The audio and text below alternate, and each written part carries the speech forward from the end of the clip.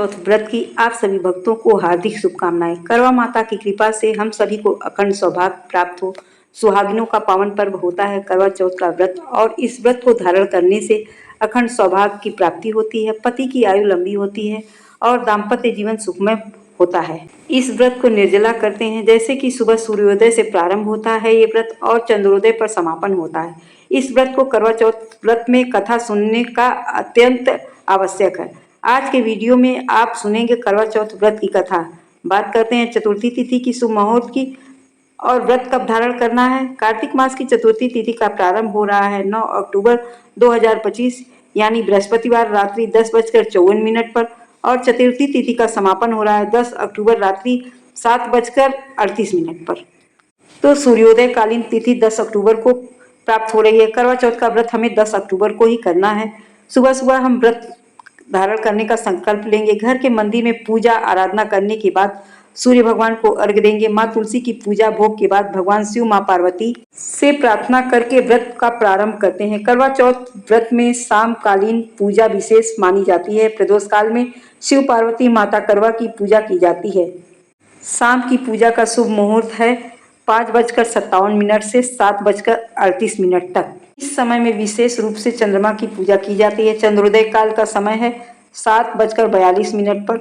हर जगह अलग अलग चंद्रोदय होता है, कहीं 10 मिनट पहले तो कहीं 10 मिनट बाद। हर साल कार्तिक महीने की कृष्ण पक्ष की चतुर्थी तिथि को सुहागिन महिलाएं अपने पति की लंबी आयु और सुखी वैवाहिक जीवन के लिए करवा चौथ का व्रत रखती हैं। इस व्रत के पीछे एक पौराणिक कथा जुड़ी हुई है जो प्रेम, त्याग और विश्वास का प्रतीक मानी जाती है। बहुत समय पहले एक राजा के 7 बेटों के बाद एक बेटी हुई जिसका नाम था बीरवती। वह अपने माता पिता की बहुत ही लाडली थी। जब बीरवती का विवाह एक सुंदर राजकुमार से हुआ तो विवाह के बाद उसने पहली बार करवा चौथ का व्रत धारण किया।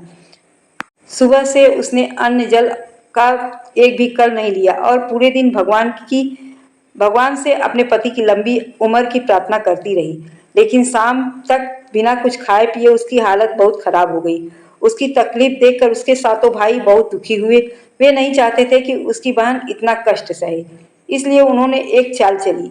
उन्होंने एक ऊंचे पेड़ के पीछे दीपक जलाकर छलनी के माध्यम से दिखाया ताकि बीरवती को लगे कि चांद निकल आया है। बीरवती ने यह देखकर व्रत तोड़ दिया और जल ग्रहण कर लिया।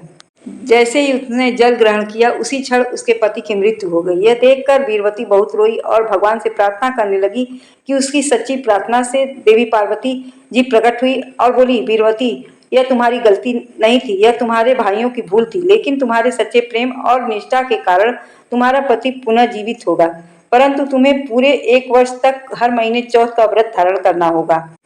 बीरवती ने पूरे वर्ष निष्ठा और श्रद्धा से हर चौथ का व्रत धारण किया। अगले वर्ष जब करवा चौथ का दिन आया तो उसके पति पुनः जीवित हो गए। तभी से वह व्रत सभी विवाहित स्त्रियां अपने पति की लंबी उम्र और सुखमय जीवन के लिए रखती हैं। करवा चौथ व्रत केवल एक परंपरा नहीं बल्कि एक स्त्री के प्रेम, समर्पण और आस्था का प्रतीक है। इस दिन महिलाएं 16 श्रृंगार करती हैं, निर्जला उपवास रखती हैं और रात को चांद देखकर अपने पति के हाथ से जल ग्रहण कर व्रत का पूर्ण करती हैं। यह व्रत स्त्री की अटूट श्रद्धा और वैवाहिक बंधन की पवित्रता को दर्शाता है। विधि विधान पूर्वक करवा माता की पूजा करने के बाद एक पान के पत्ते पर लौंग सुपारी रखकर पान अर्पित कीजिए। करवा माता को भोग अर्पण करने के बाद, मुख शुद्धि के लिए पान अर्पण करने के बाद माता रानी को दक्षिणा अर्पण करेंगे। कुछ भी जो भी आपके पास है अपने सामर्थ्य के अनुसार दक्षिणा जरूर अर्पित करना चाहिए। चढ़ा हुआ कोई पैसा आपको अपने खुद के उपयोग में नहीं लेना है, किसी ब्राह्मण को या सुहागिन स्त्री को दान देना है। और जो बायना आपने रखा है उस बायने को अपनी सासू माँ को अर्पित कीजिए और उनका आशीर्वाद लीजिए। अगर आपकी सासू माँ आपके पास नहीं रहती तो आप किसी ब्राह्मणी को बायना दे सकती हैं। इसके बाद आपने जो भोग अर्पण किया है चारों तरफ जल के छींटे दीजिए और हाथ जोड़कर करवा माता से प्रार्थना कीजिए कि हे करवा माता, जो हमने पूजा आराधना की है उसमें जो भी त्रुटि हो उसको क्षमा करिएगा और हमारे परिवार में सुख, समृद्धि और आरोग्य प्रदान करें। उसके बाद करवा माता भगवान शिव माँ पार्वती की आरती करेंगे। करवा माता के पास जो छलनी आपने रखा है उस छलनी की भी पूजा कर लीजिए। धूप, दीप और पुष्प से पूजन करने के बाद उसी से चांद देखना है आपको।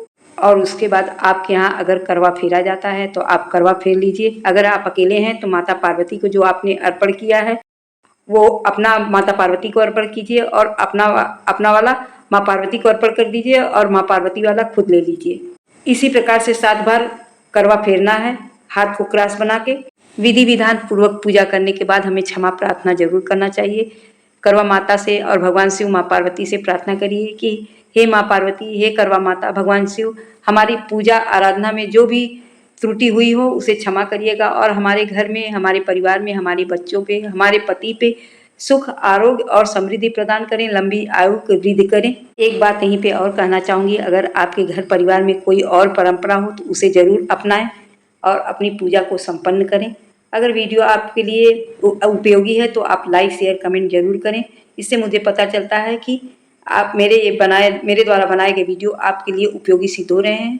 मिलते हैं नेक्स्ट वीडियो में, तब तक के लिए thank you and take care. Karva Chauth की आप लोगों को ढेर सारी शुभकामनाएं।